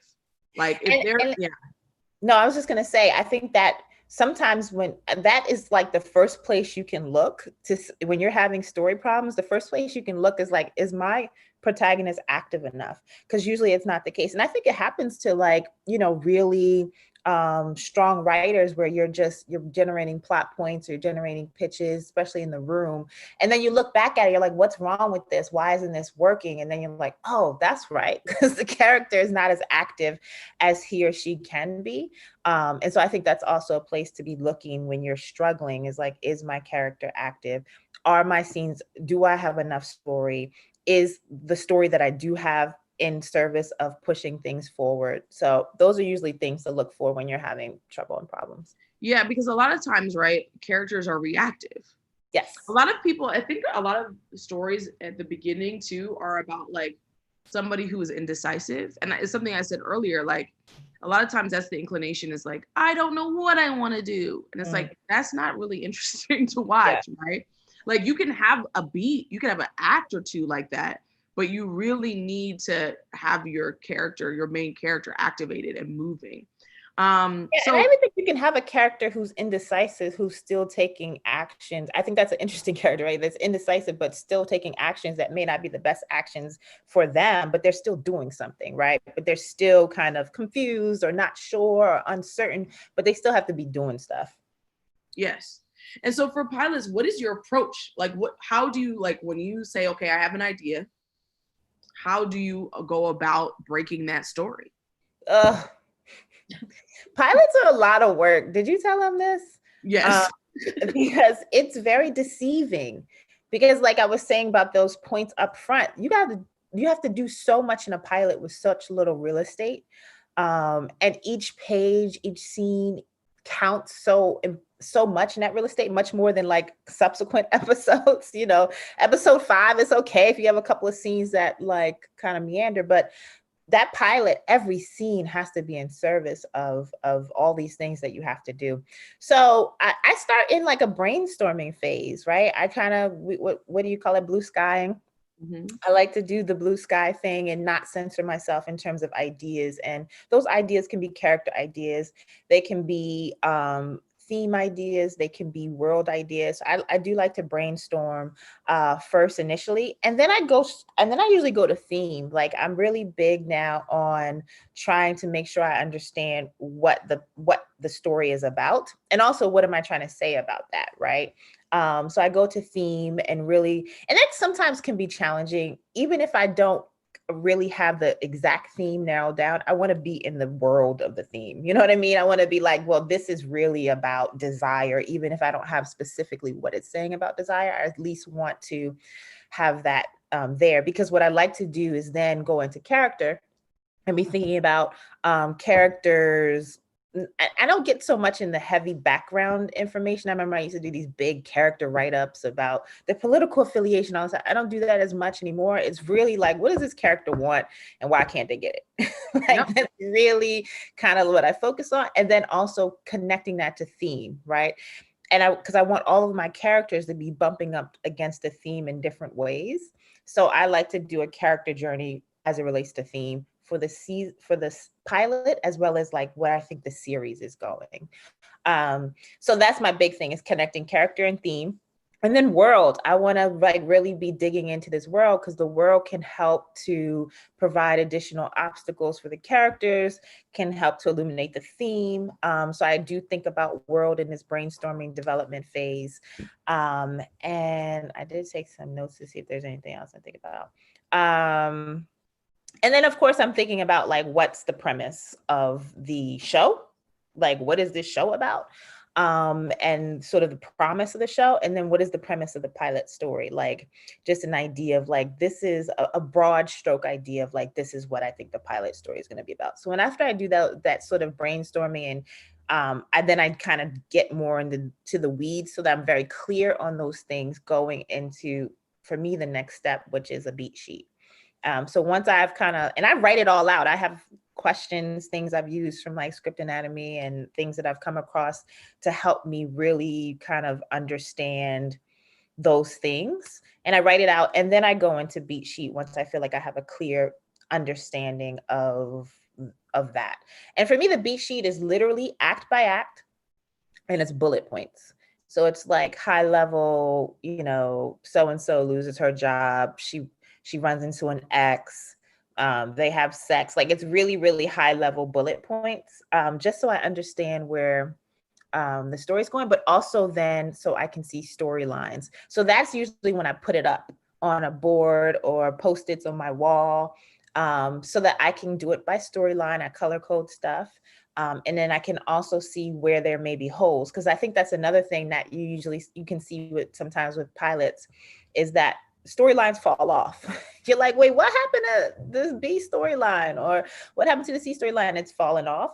So by putting it up and putting it up in bullet form, so it's not as it's just easier to move around. You can see where there might be holes in your pilot already. And you can also look at act breaks at that point too, to make sure that they are as strong as possible and catapulting you into the next act. And then from beat sheet, I go into outline, and I spend a lot of time in outline, particularly also because TV writer rooms for the most part do outlines. So for those of you who are not doing outlines now as your personal process, you may want to start if you're trying to get into rooms or you're in rooms or whatever the case is, because it's a really important process. I used to not do outlines, and I don't know how I did it without them. So now I spend a lot of time in outlines, and I will write scene header, and then the what's happening in the scene. And sometimes I use dialogue. And just to give you like a page count, our outlines on Queen Sugar are usually around 15 pages for an hour-long show. And that helps me to really work out any story problems. I like to get feedback on outlines as well, so that when I'm going into draft, I feel like I have a strong sense of this story, because I like to draft as quickly as possible. I like to just throw that bitch up as fast as possible, because I find that a lot of us get lost in the draft and we don't finish. So the more that the more that you can sort of help yourself finish, the better. So I try to write drafts as quickly as possible. But I also think it's important for us to start training ourselves to write fast. Pilots give us, a lot of us are like, oh, we're taking 2 years to write our pilot and we're writing it by candlelight. Like, that's not how it works in the room. So the more you can train yourself to write fast, the better. But for the pilots that you're working on for your portfolio, it is most important for it to be as polished as possible. But just know, going into a room, you need to be able to write fast. So I throw up my draft so that I can get to rewriting as quickly as possible, because rewriting is our friend. It is also the place where I spend the most time, and go through drafts and get feedback and all that. So that's my process. Awesome. And so for you, like, when you find yourself with a story problem, how do you go about dealing with that? I call Rochee. But no, I think that's something else about breaking story. And, because when you are writing TV, you're breaking story with a group of people. So I do think there's something to be said about having a writer's group, having people that you can bounce ideas off of, and like riff off of each other, especially when you're having a story problem. Because sometimes you're just so close to it, people can see more of what you can't see. Also, what I'll do sometimes is after I've written a pilot, and if there's a problem with it, I'll go back and basically do another beat sheet for it, right? So I'll go back and like list what's happening in each scene, and that'll help me kind of see sometimes what the problem is. Because I may see that, oh, this storyline did kind of fall away somehow in the rewriting of this, or oh, this scene is very similar to this scene, because sometimes it's hard to see completely with the whole full draft. So I'll usually do that. Sometimes helps. It's like, let me go back and actually just like say what these scenes are in a beat sheet, and then I often can see the problems that way. And then I try to troubleshoot with the same things that I was saying. Like I said, try to ask myself, is this character active enough? Do I have enough story? Is that the problem? So I just try to troubleshoot and ask myself those questions. And then again, just feedback from writers groups can be really helpful to identify problems that you might not be able to see and articulate them that you can't articulate. Let me tell you, a writer's group is because I honestly, like, no matter how skilled you are going to miss things. Yes. You're not going to, and sometimes you think, ooh, this scene is so different than the other one that's exactly the same. You need somebody to be like, girl, this is a repeat. This is the exact same scene, just in a different place. And also because they don't necessarily have the relationship to the material, they can help you cut things that are not in service of the story, right? They can help you see like this scene is not moving the story forward. You're like, but I love it, but you're right. You know what I mean? Like, I think that helps a lot. And then with structure, for you, what are some of the lessons you've learned about structure over the years that you think have been really helpful? I want to ask you a question. Like, I feel like writing hour-longs are easier than half hours because the structure is more regimented in hour-longs than it is half hours. Would you agree with that? Well, I think that the thing with half hours in network are very structurally like sound. They're very like, if you watch any network half hour, it's like, at the end of the cold open, what's up, what the end of the first act, how it's all gonna, it's like plug and play. I think with cable, it's the wild, wild west.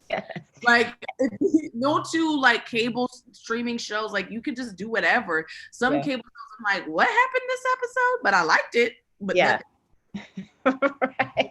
It can be deceiving, especially, what I realized too is that like, so let's take Big Little Lies, for instance, right? Which is such a great show. But what can really be deceiving is like how it's edited, how it's shot. Because if you look at that show, nothing really happens in like the first 5 episodes. Like if you analyze and break down that show, nothing really, but it's cut like a thriller, right? It's edited and cut like a thriller. And you're like, ooh, what's going to happen? And nothing happens. That like, it's so interesting, which I think is a skill. Like, that's amazing. Like to be able to, I don't remember what your question was. No, but it's true. I mean, that show always fascinated me because I was just like, so what did this white lady do this episode? I don't know. Well, I was talking about half hours and hour-longs, and then you asked me something about structure. Well, okay, so what lessons have you learned about structure over the years? The great thing that I learned about structure is that structure can be taught. Which I think is great because I think there's a lot of things about writing that is talent-based, particularly voice, or like based on, you as who you are. I think voice is something that can be cultivated, but not necessarily taught. But structure can be taught, which is wonderful. I've learned that structure actually can be our friend. I think it can be our friend as we're starting out. I think it's important to be able to master structures, particularly when you're going into rooms, to be able to understand what should happen when, and then you can kind of remix and change it up and like throw it out the door and do an episode of Atlanta and like play around with it. But there is something to be said about learning structure to help you be successful in these rooms and help you talk about story. What else would I say I learned about structure? Yeah, that's what I've learned about structure. Yeah, that's funny. And also like act breaks. Like I also in breaking story, sometimes like, especially when you have a bunch of plot points, I'll start with like, where's the act break? And that'll help. I'll like, where are the act breaks, and I'll anchor the pilot with all the act breaks, and then other shit kind of falls into place because I know exactly what the act breaks are. So in terms of structure, that helps tremendously. But yeah. Awesome. And so what we want to do now is kind of open up the conversation to both of us about what you guys have been pondering. And again, I want you to know that this is an appetizer. Boneless wings, not the full shebang. So there is so much more for you to like kind of learn about all of these things. And so I encourage you to read books, take classes, script anatomy. We've both taken script anatomy classes, and they're online now, and they're a great resource. But yeah, I wanted to say too is that, I don't think I'm that articulate about like discussing story and structure, because I think once you kind of have a mastery of it, it doesn't have to be so regimented. You know what I mean? Like, it doesn't have to, but then you'll start to realize like story issues. But anyway, I just wanted to say that. Yeah. All right. I am going to select people and Hey, we'll unmute Sunday. you. Hi. Thank you so I like much for all that this yellow. information. That's Thank like you. popping. It's the like, first day of summer, right? Why not? it. Thank you. All right. We're going to go with Janelle Allen.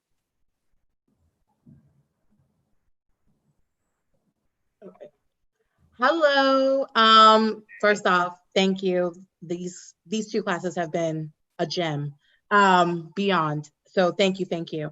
My question is, what do you do when you have too many ideas for a pilot? Because right now I'm writing mine and I have so many ideas and I feel overwhelmed. So what do you do when you're trying to parse through all those and see which one's the strongest and weakest and whatnot? I mean, that's great. I actually think, are you saying too many pilot ideas for different shows, or too many ideas for one particular pilot concept? Too many ideas for one pilot. They're all related to the pilot, and it's just a lot of ideas of where I want to take the character, my main character and whatnot. That's awesome. I think whenever you are in a situation where you're just, you have a lot of story, that's a great sign, because it means that it's a show that could probably go in many different directions and to have legs. But I think you just have to hone in on what's the most, this is it. It's, to be basic, it's like, what's interesting? What's the most dynamic thing you can do? The splashiest opening to this show? Because what Felicia said is correct. Pilots are damn near impossible. And in fact, if we were going to be completely honest, most pilots aren't that great, even for some really great shows. And so the splashier the pilot and the more information you can get out in a really interesting and sophisticated way through the storytelling, the better. So that would be my consideration, is like, what's dynamic? What speaks to the characters, and how do I really set up the engine of the show in the best way? Yeah, that would be my answer. Felicia, do you have a? Yeah, I think too, I was kind of just thinking about this. One thing you kind of ask yourself is like, if I were to introduce someone to this world and these characters, where would be the most dynamic place to drop them in? And that's kind of where you can think about where to start your story. And then the ideas that you have around that time period of the start is what goes in the pilot. I think what you have to think about, you have to think in terms of long form storytelling. And that's the thing that I realized, is that we don't learn long form storytelling until we're in the room, because we only write pilots. We are not thinking about what the character's journey is on episode 10 and how that works with episode 5. But I think we have to start training ourselves to think in long form storytelling, even as we're working to get into the room. So you want to be thinking about like, yes, I have all these ideas, but how can I be sort of letting these ideas come out over the course of the series? And what are the most dynamic ideas, as Rochee is saying, to drop somebody into this world? Like I'm trying to introduce them to, Juneteenth. What is the most dynamic way to drop them in? Might be a helpful way to think about it. But yeah, if you have a lot of ideas, I agree with Rochee. Like, that might mean that you have a lot of engine for your pilot, for your show. Okay, great. Thank you so much. All right. Again, remember, one question only. Keep it short, by the way, guys. Elizabeth Strong.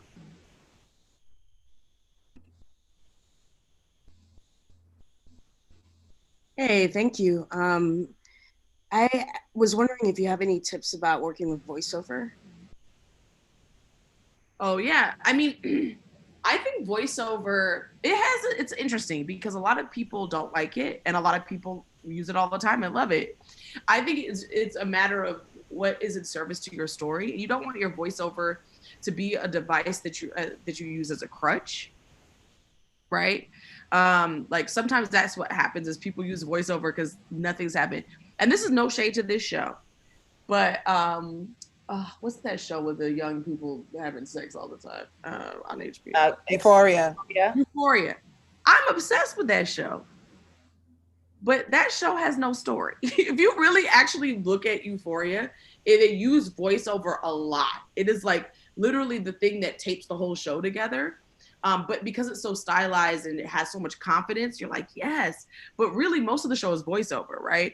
So for me, like, I think if you're starting out early in your career, I think relying on voiceover can be kind of problematic because it's better to demonstrate that you know how to build out story and you know how to craft scenes that communicate what your voiceover is communicating. But there's also a time where like the project, it just makes sense, right? Where like this show is really about somebody with an interesting interior life. Is it Mr. Robot?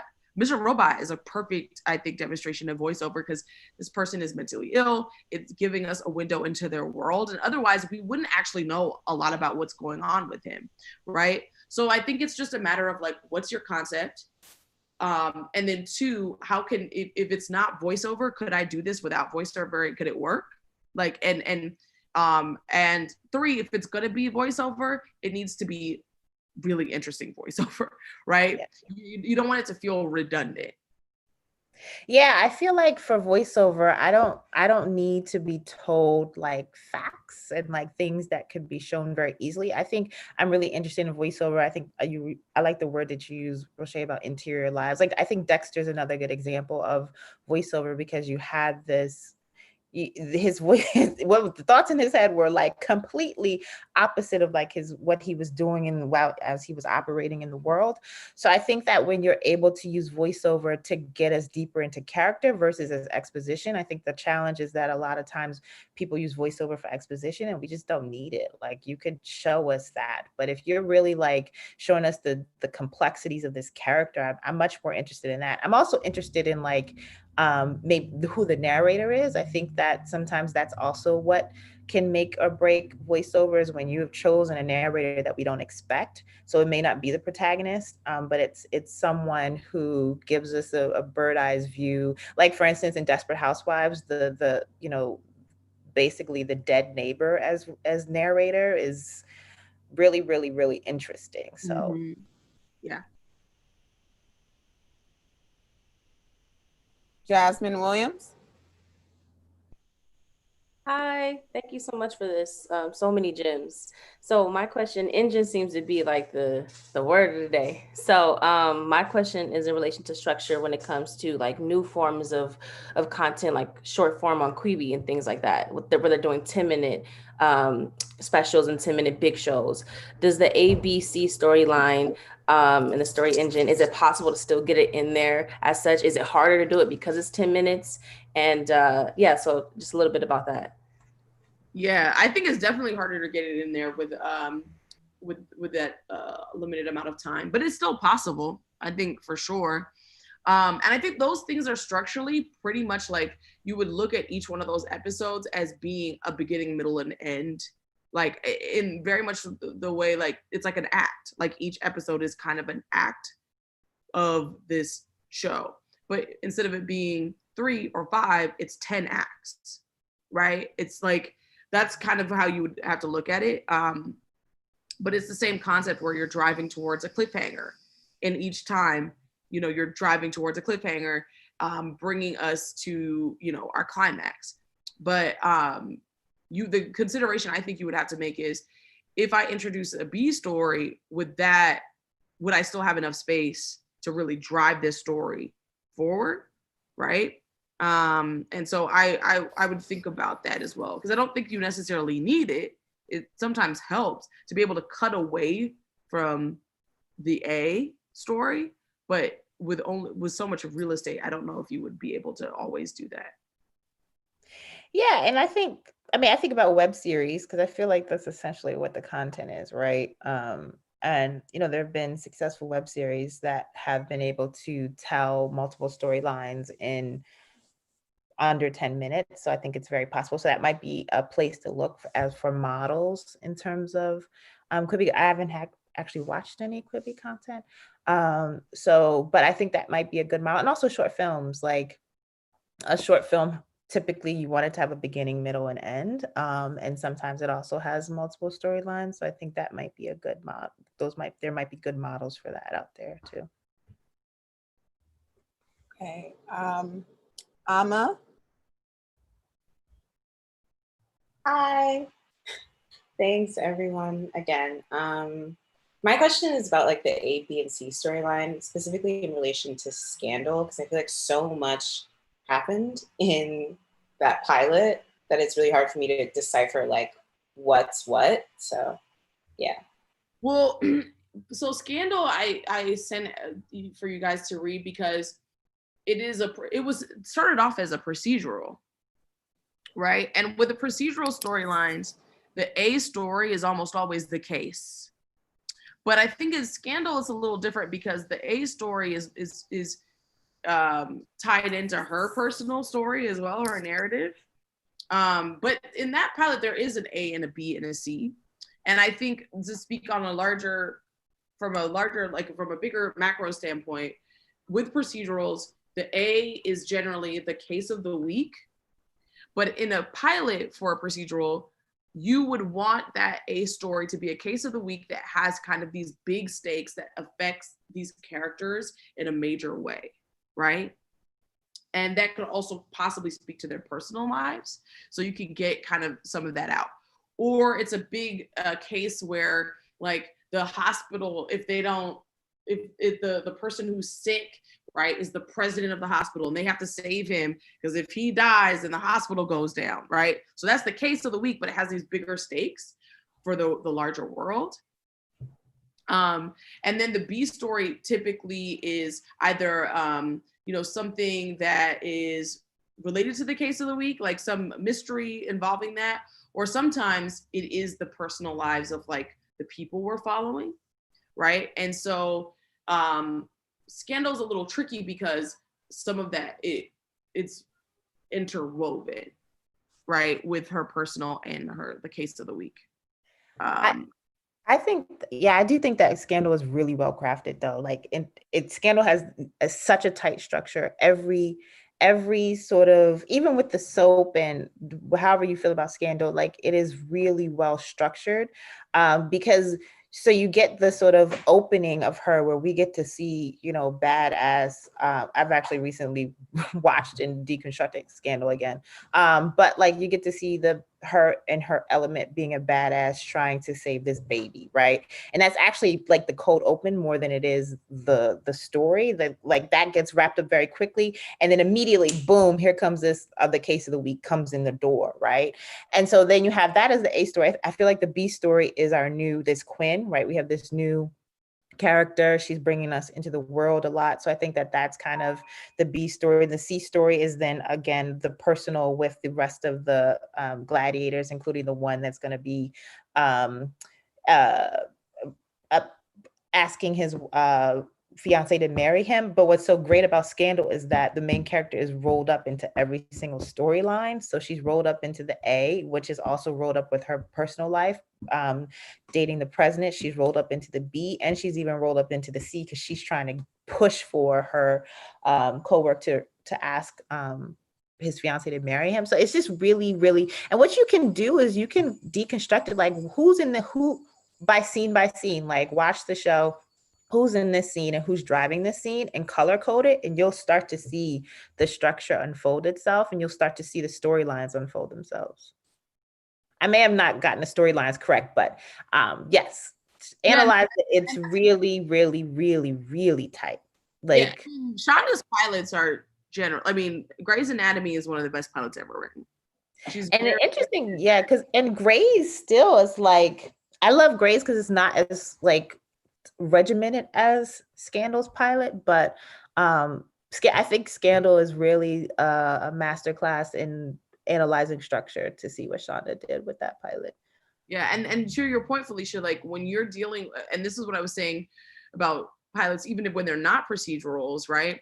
The idea is, how can I relate the B and C back to the A, right? Like those are, and your main character in some way, even if it's just thematically, but being able to show how they're all woven together is a really important skill. Yeah. All right, Conception. Hi, I'm wondering if you guys can give any guidance on how many scenes or what kinds of scenes should connect each plot point and like each kind of central point in the story, if that makes sense. How many scenes should connect the plot? Yeah. So for example, when you put up those columns of like Act 1, 2, and 3, and there were like the blue ones, like how many black ones should be in between those like blue points, if that makes sense. I mean, I think that the scene, so in a half hour, you're talking about anywhere from like 18 to 20 scenes. Okay. Or 15 to 20, depending on the half hour, really. And so the first act, as I was saying, the first act and the second act, sometimes the first act is much longer than the second act because you're setting up a lot. Sometimes it ends up being the second act that's longer. So, really it depends on, it just depends on what your first act looks like. But if your first act is like maybe 8 scenes, like that sounds about, it could be anywhere from like 7 to 8 scenes in a half hour. And then the second act would be like, about like the same or a little less. And then third act would have the fewest number of scenes.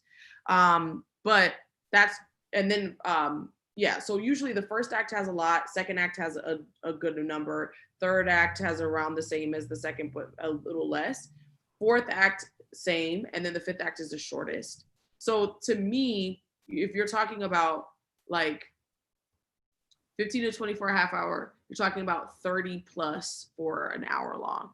And then breaking it down, thinking about the first being the longest and the last act being the shortest, you'll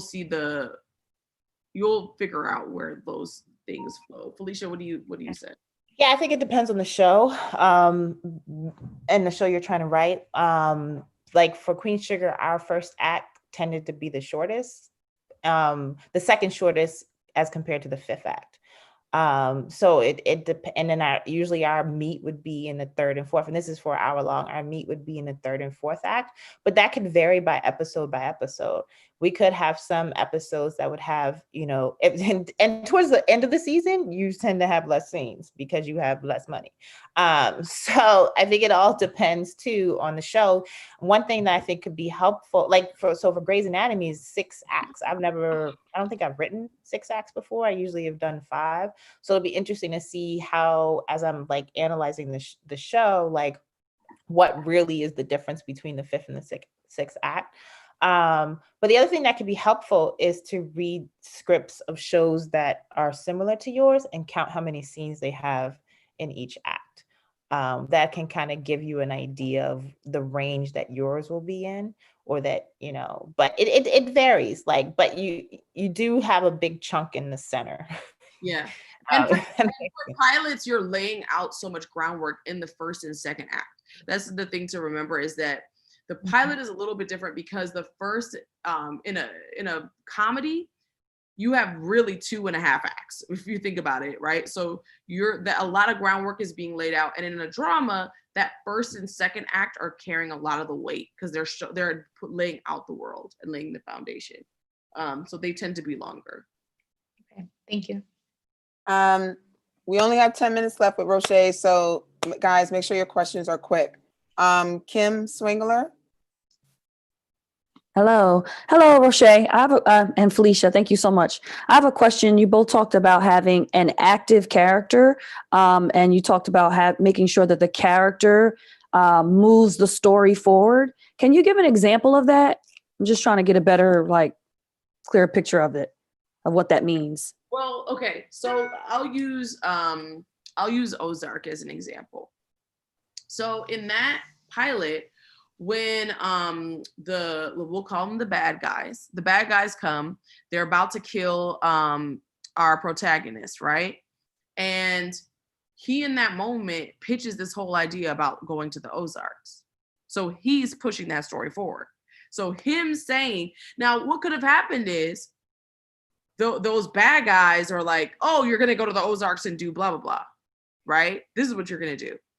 Right? But instead, he's the one who makes the proposition, and then now he's pushing the story. And then every choice he's making throughout the pilot is him propelling the story. It's him planning to go to the Ozarks. It's his getting his wife, okay, now we're going to go here. Now we're getting the car. Let's go. We're driving here. I'm going to talk to this person. So he's throughout the pilot, he's essentially the one who's really, once that moment happens, once that gun is put to his head, he's the one his choices are pushing this family in this direction. And that show is actually a great show that demonstrates like characters' choices. Like every one of these choices are unfolding more and more story.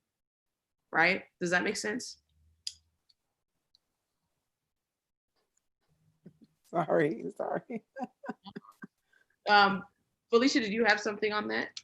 No, I would agree. I think another great one is Walter White in the pilot. You know, I think what's interesting is he starts out fairly passive because it's him as a character, but the moment that he, learns this information that he might be dying, he's activated, and he's activated through the entire pilot. And so I think those are two really good examples of the activation that happens and how active they are. Yeah. So choices, that makes it clear. And to your character, because sometimes when we're breaking story, we'll give it to somebody else to tell them what to do. And really the thing is, how do you break it so that character is the one just making that decision, Okay, thank you.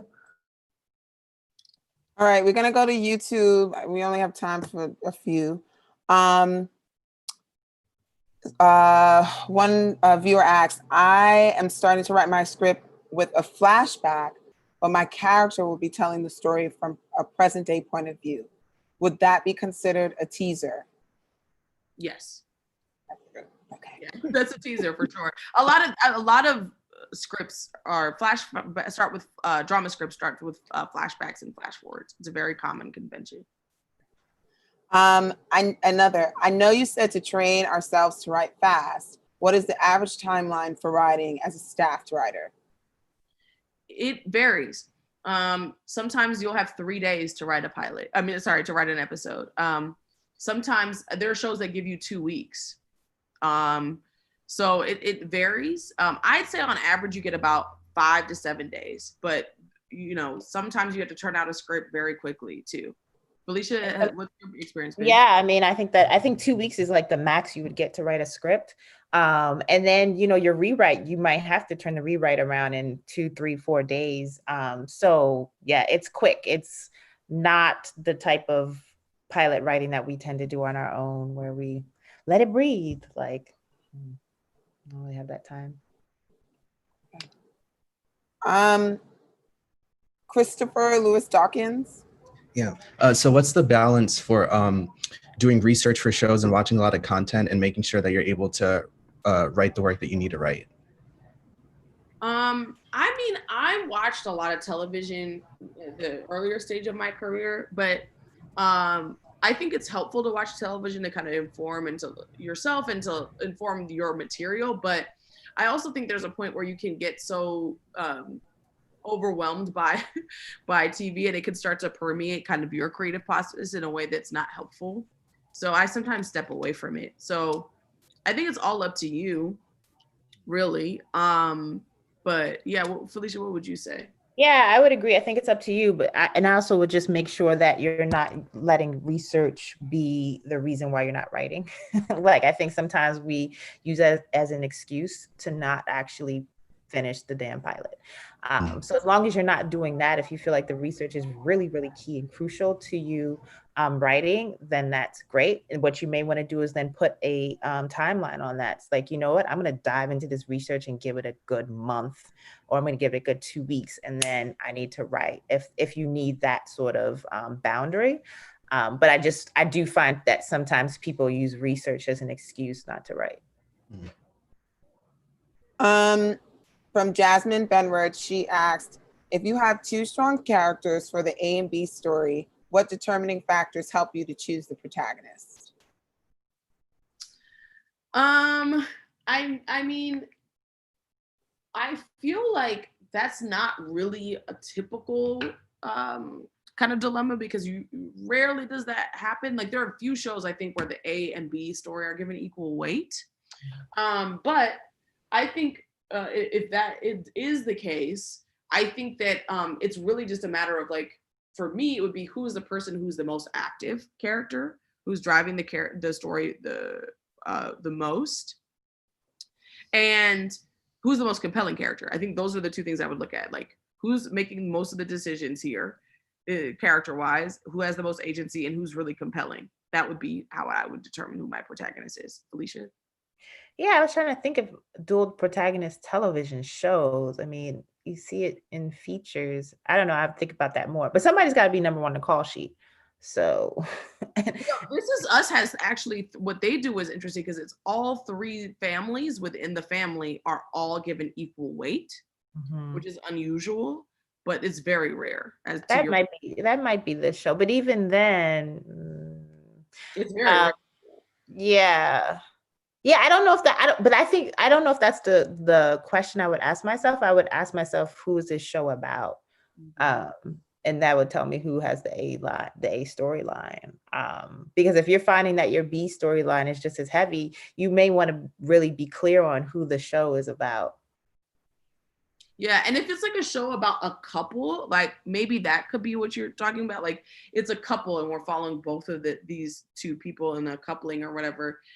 Yeah, I mean, there is a world where there's a dual protagonist show. But all those, I think that question is like, who is this show really about? And then, yeah, it's a tough one. And what we're saying is we don't know. Because I don't really know that much about dual protagonist shows, but yes. Yeah, I don't know if I know any that I can think of off the top of my head. Ed Mabry.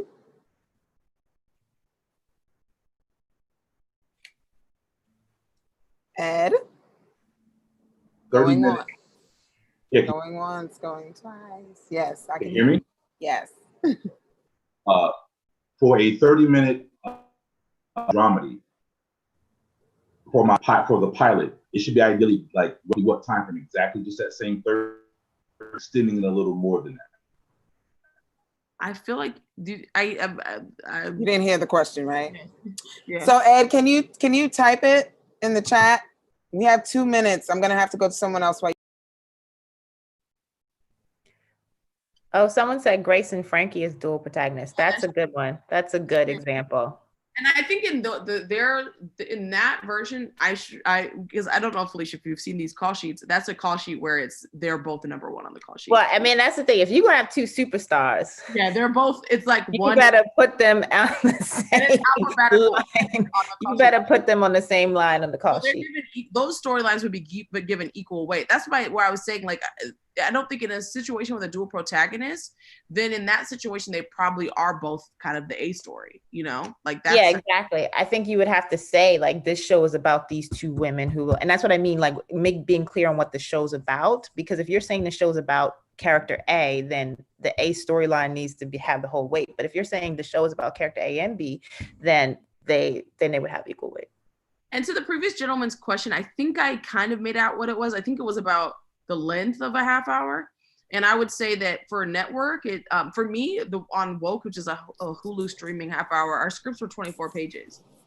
So I think, yeah, it's very short. Money.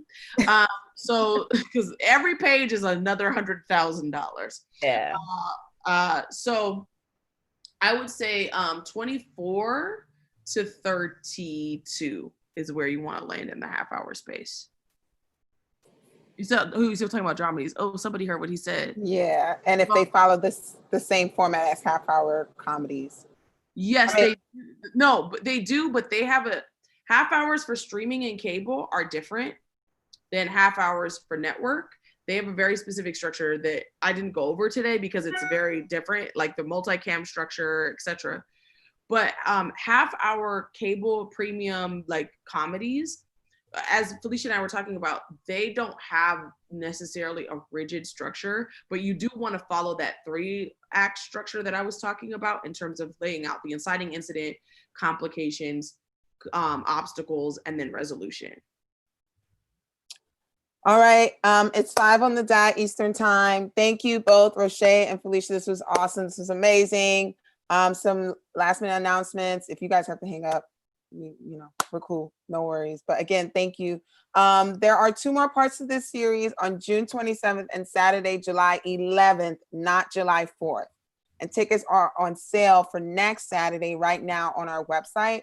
And again, the first 30 people who donate at least $10 will have access to the Zoom chat so they can have priority for questions. And please check your spam folder if you don't get our emails, because we have had a few people who have had issues.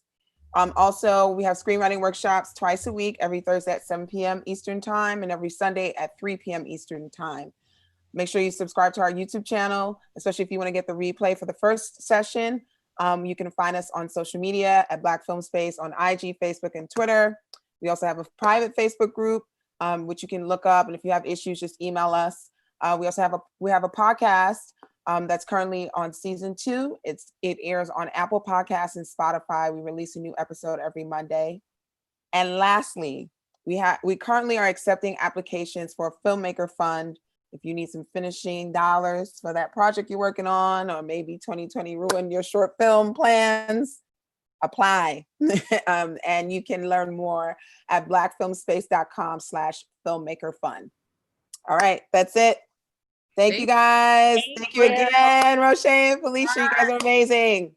Thanks, Rochee. Thanks, Londa and Reggie. Of course. Take care. Thank y'all for coming. Thank y'all so much. Thank you, Felicia. Thank you, Rochee. Thank you, everybody, for coming. Stay safe. Stay Black. Yes, and happy belated Juneteenth. That's right.